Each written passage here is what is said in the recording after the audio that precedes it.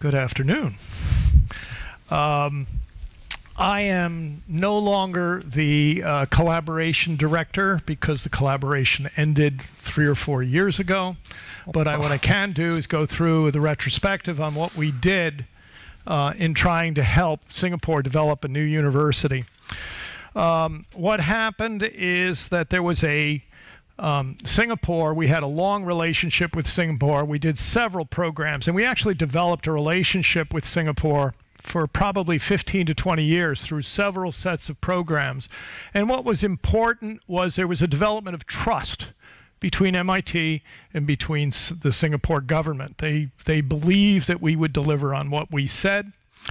And the fact of the matter is that what they did is they came to us and said, we want you to help us start a new university. This is about 2008 or so.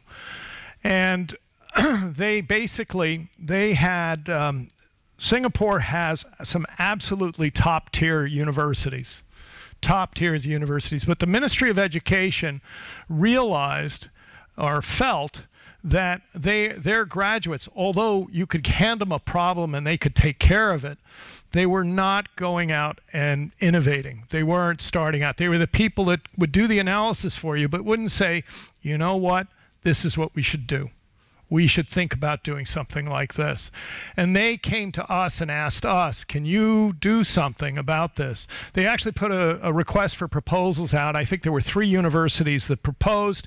We proposed, and this is the model that won, or at least we proposed a design university, a university based on design. And hence, SUTD was born. Here are some pictures of it. It was a new engineering-oriented university and established in collaboration with us. We did not do this university. Anyone that thinks they can transplant one university from one place to another place has never done it. The fact of the matter is the universities are completely influenced by the culture and the place that they reside. Okay, and it's actually contributes to the richness of those universities. MIT is MIT a lot because it sits in Cambridge, Massachusetts, and because of the people that are there. The other thing that makes it is the international, how many people from all over the world come and become part of that community. Our inaugural cohort, we opened up in 2012. We were told that we were going to start in 2010, and they told us, you have to open the doors by 2012, which I thought was insane at the time. We did it. We did it. And currently, at least the last time I looked, that might be a few years old. We have about 1,600 students there. Excuse me, the original design ended up suggesting that maybe we ought to have, they were thinking about 5,000 students, but there have been some changes since then.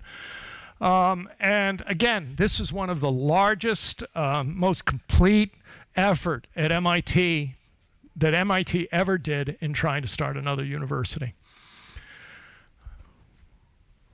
Okay, so why now? Why SUTD? Well, first thing to point out is that Singapore in 1965 looked like that. Okay, 4 million people, and amazingly, the same place looks more or less like that. The lower photograph here. They have gone from third world to first world in 50 years. And it's absolutely first world, if any of you, yeah, I'm sure several of you have been there. It is an impressive thing that they have done. I think part of it is the fact that they have a port. They have one of the best ports in the world. They are at the crossroads between the Indian Ocean and the Pacific Ocean. Basically, anything that comes from Europe goes through there. Anything that comes from China, Japan, or Australia goes through there. And so they have, it's quite amazing. You look out across the straits, and there are all sorts of ships anchored there. It's almost as if there's a city off the city.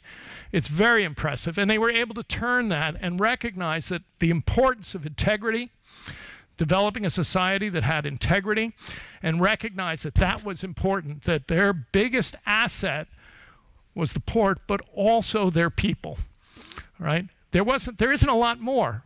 Singapore is maybe 50 kilometers long and 30 kilometers high. It's a rhombus. It's a rhombus. So they are investing in that. They recognize that science, technology, engineering, and mathematics was very, very important for them to do it, drive technology. They pushed those fields very hard, and they decided that they wanted us to come in and foster entrepreneurship and innovation in that economy. They felt that that was very, very important, and start having their own students or their own people doing that. Our goals, well, these are the goals that were stated by the government. SUTD would be a leading research-intensive global university focused on technology and all the elements of technology-based design. And I can let you read the rest. But one of the important things here is this statement. Informed by the humanities, arts, and social sciences. That's MIT coming through. MIT, we said we're doing citizens of the world. We're interested in developing citizens of the world. And we felt that, you know, just making a scientist who doesn't know anything about the rest of the world is crazy. And the arts, particularly important. Life is too short to live in an ugly place, right?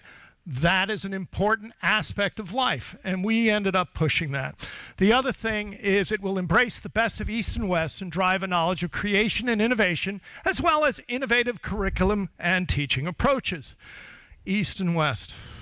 One of the things that, and I'll show you a little bit, but one of the things that we're particularly proud of is the development of a fundamental set of courses that in the humanities that looked at all the key literature associated with the four great societies, China, India, Europe, or the Christian and the Muslim traditions.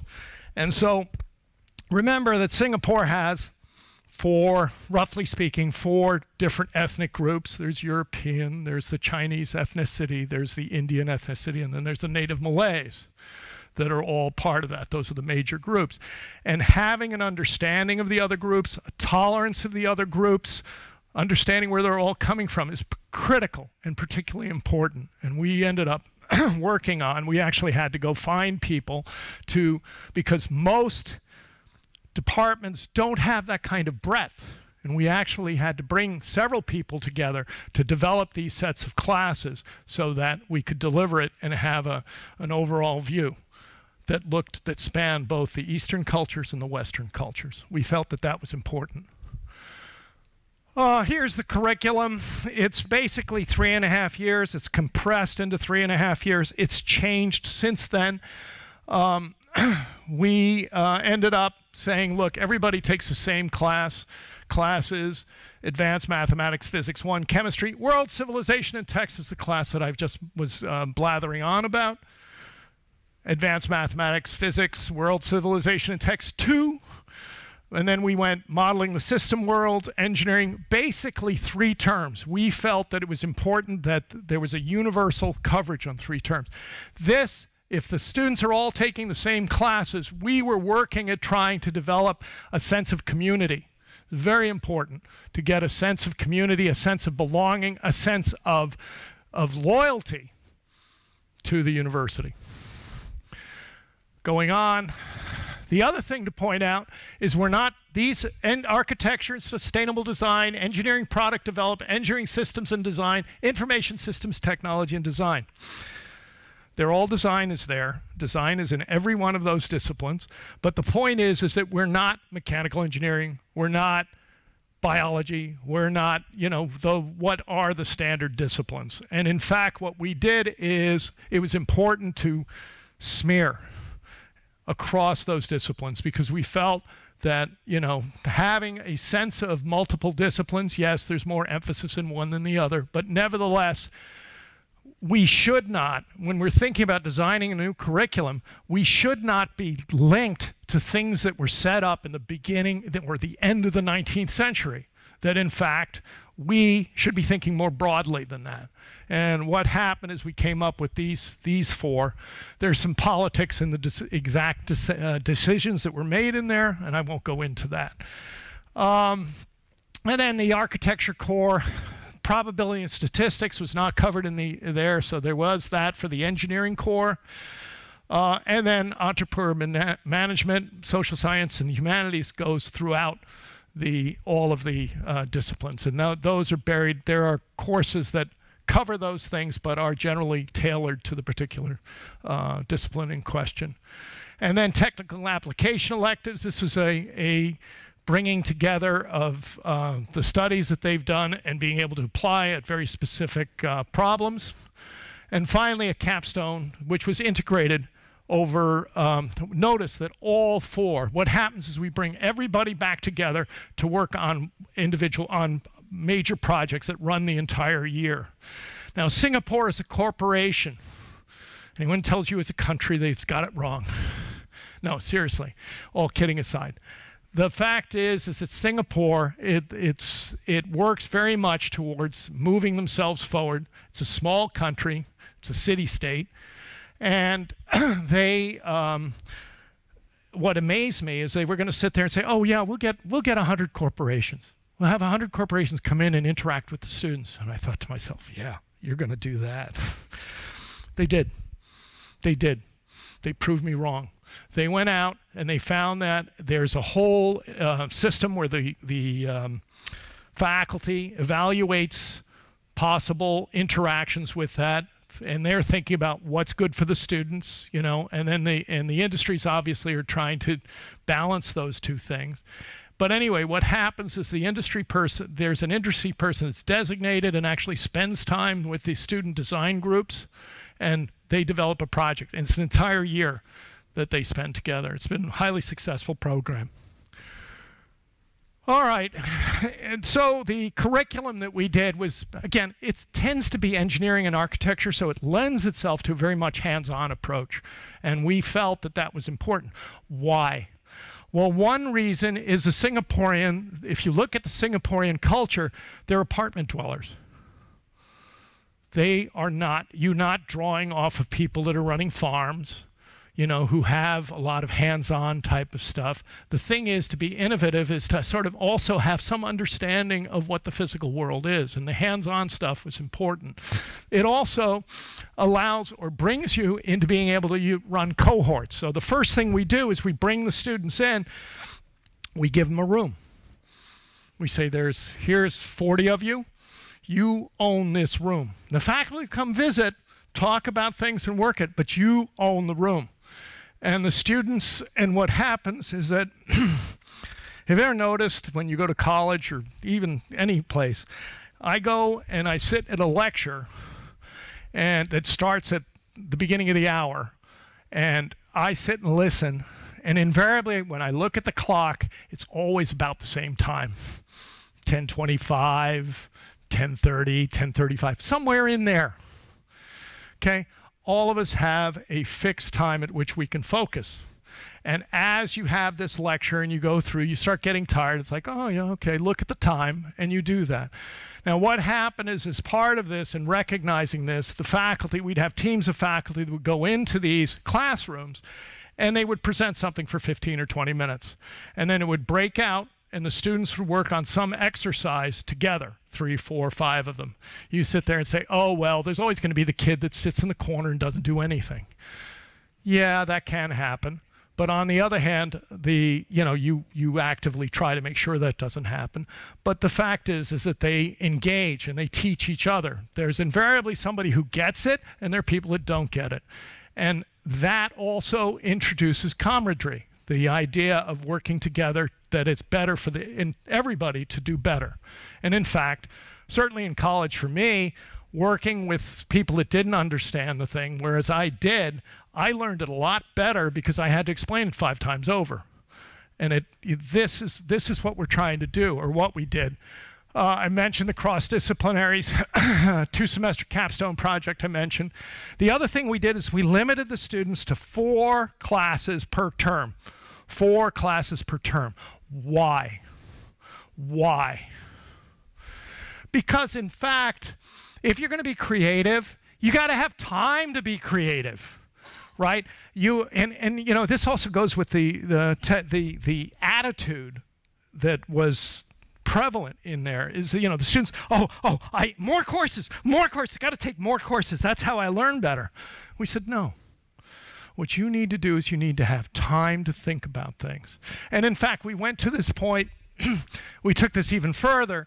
They're expected to pursue their passion, what we call the fifth row, which is clubs, teams, projects, you know, the things that they love, right? And saying, you've got to find something that you yourself take it upon yourself to do it. And in fact, what we did is we purposely scheduled Thursday afternoons. Every Thursday afternoon, there were no classes. You were expected to pursue your love, right? One way or the other, okay? That can be sports. That can be quadcopter team. That can be electric car team. We really don't care, okay? But you have to do it. Challenge. Okay, it's not just about curriculum design. So I've talked about curriculum design.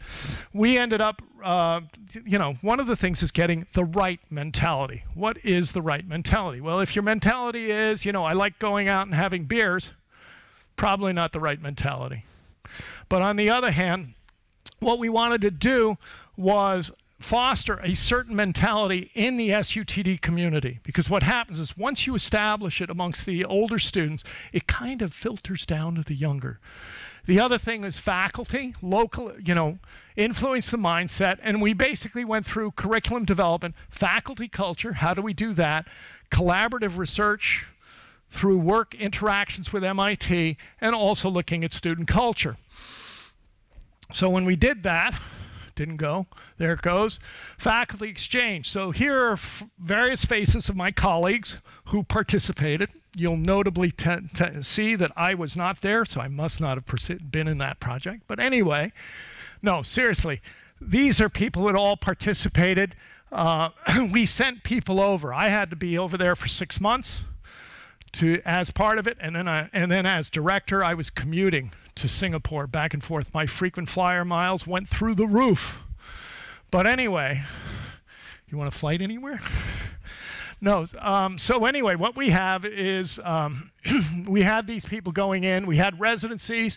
We did research. We did research across MIT and SUTD.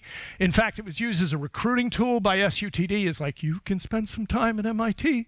You can have time working and doing your research with various people at MIT. It was used. And then we also shared master's and PhD students. Development of the faculty. There were worldwide searches. Our big thing was looking for department heads at SUTD that were responsible for developing their groups, okay? And so that was a key hire, was getting those people in. And their job was, you know, essentially assembling a critical mass. What you ultimately, for example, if you're assembling a mechanical engineering department, you cannot have a faculty that covers every mechanical engineering discipline. Just can't do it. You're not going to be top in the world on all of those. You have to select certain ones and say, we're going to develop 3 or 4 faculty or 5 faculty that are working on this, and they're going to be the best in the world.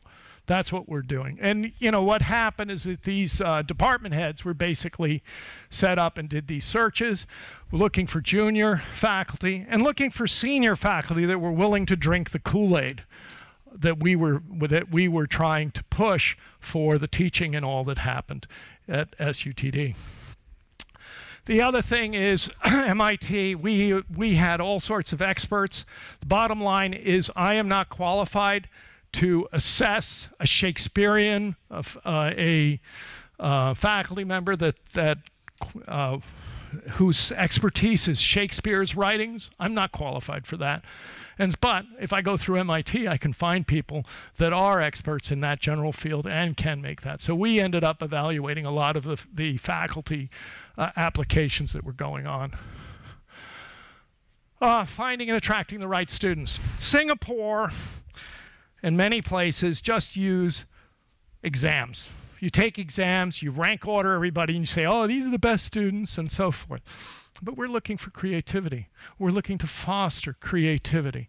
So what we ended up doing is we had portfolio evaluations. The students were required to submit portfolios. Here's the things I did.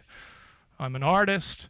I do, you know, I build electric cars, I do this, I do that, and they would end up showing a portfolio of here's the work I do. Here's the things that are sort of outside what, you know, I just, you know, coming out and saying, well, I got lots of A's on this was not enough, all right? And we were looking for people along those lines. There was a faculty committee that interviewed every candidate. This sends a message on how important the students are to us. You know, you're setting a tone for that. We ended up, as I said, standard tests were not pivotal. Direct discussions with students concerning SUTD, talking about it in many open houses. I was there. I had parents come by. I was in the. We didn't have anything. We hadn't even opened the doors yet, and I'd have parents take me aside, pull me aside, and say, "Is this a real university?"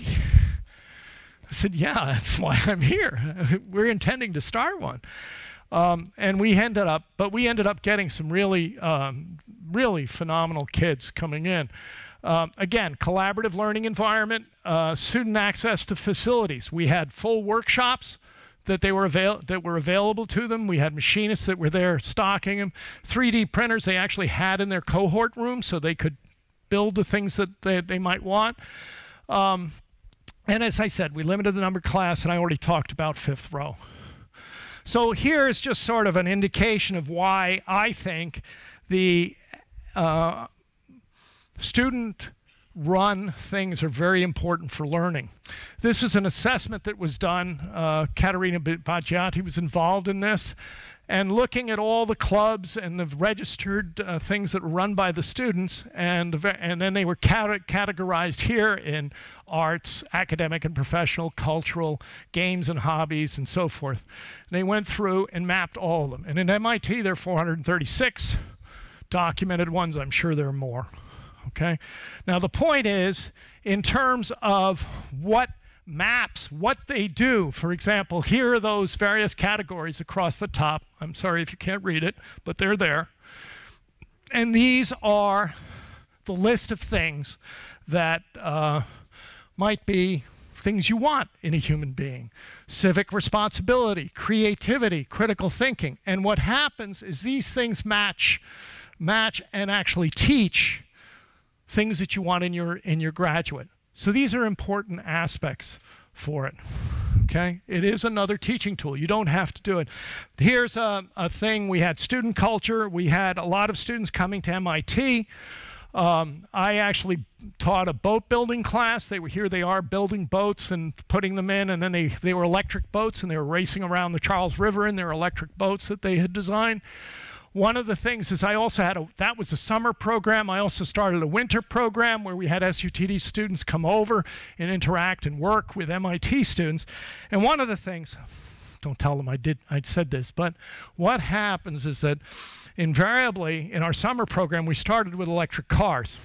Next thing I know, I find out they're running an electric car program back at SUTD. And it's like, well, how do I make it special? You know, how am I, you know, can they come over here? They're supposed to be doing an MIT thing that is different than what they could get at SUTD. So we went to boats and we did the boats thing. But in the winter program, I sat there and thought about how do I do something that they can't do? So what I did is I developed an ice boat program. They're on the equator. So I ended up taking it. It's actually quite interesting to watch them when you put them out on the ice, and all of a sudden it's hard water. You can walk on this. It's very interesting to see that. I also had the Americans go out, and the Americans were out doing the same thing, and I couldn't understand why. I said, it's like, you know, this is what we do. One was from Southern California, the other one was from Texas, and the other one was from Florida. So they didn't see it either. So it was actually quite interesting to sit and have the students doing that. Anyway, change of pace. I'm just going to say a couple of things. We're running a design class. I think it's one of the things that often we miss. I teach fundamental I teach thermodynamics, heat transfer, fluid mechanics, and those are pretty traditional things. And I sort of come from, you know, basic sciences kind of background. And so I have this tendency to come from that. And what's happened is over the years as I've gone over to the dark side and started doing design and working with design faculty. And so I just want to sort of point out some things that I've sort of learned. This is a quick quiz. You have, we'll take 30 seconds, okay? And what I'd like you to do is tell me which object is different. You know, just in your head, and come up with a reason as to why it's different. So I just leave it 30 seconds and let you do that.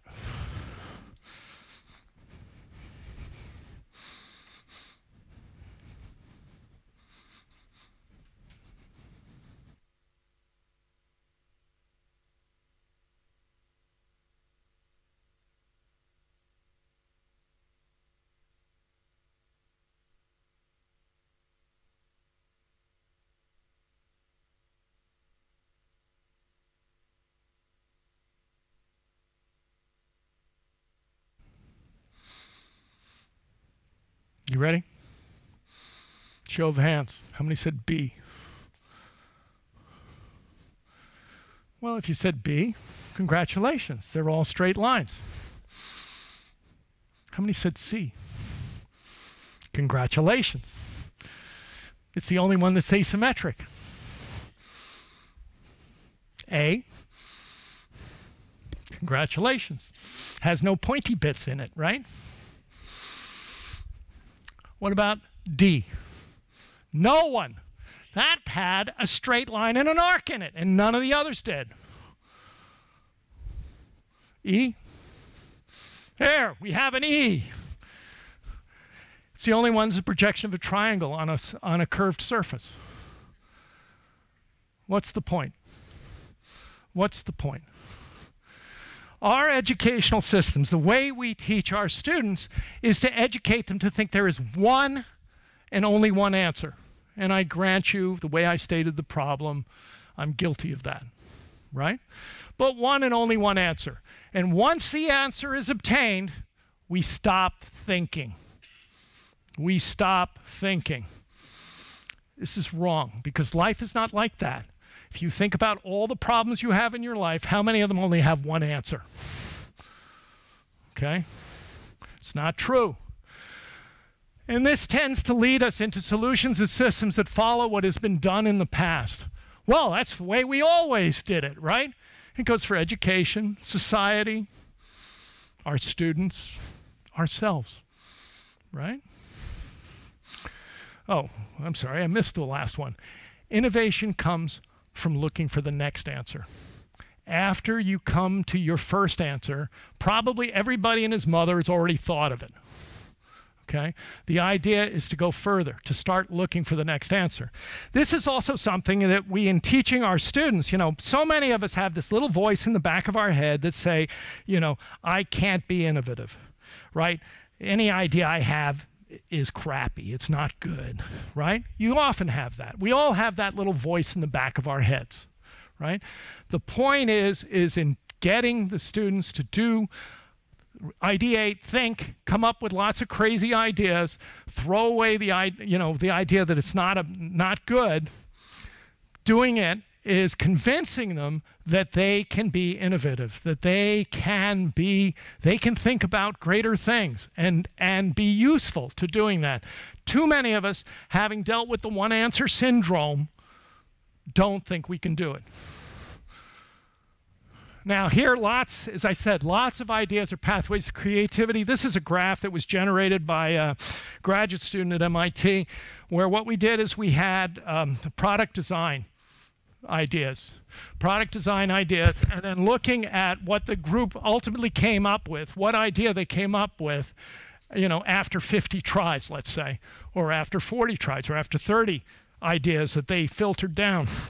And so if you look at that, and you look at what they ultimately came up with, what we did is we handed their ultimate idea to a board of people, of faculty or whatever, to look at it and grade how innovative, how creative, how interesting the thing was.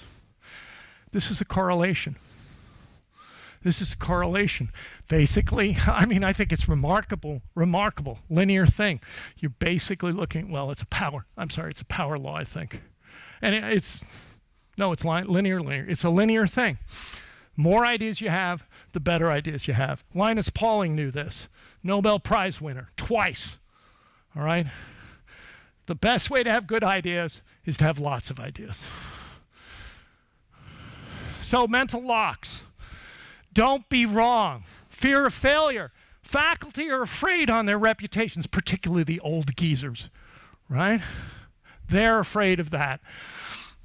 Administrators. Nobody likes to have to answer to failed programs, right?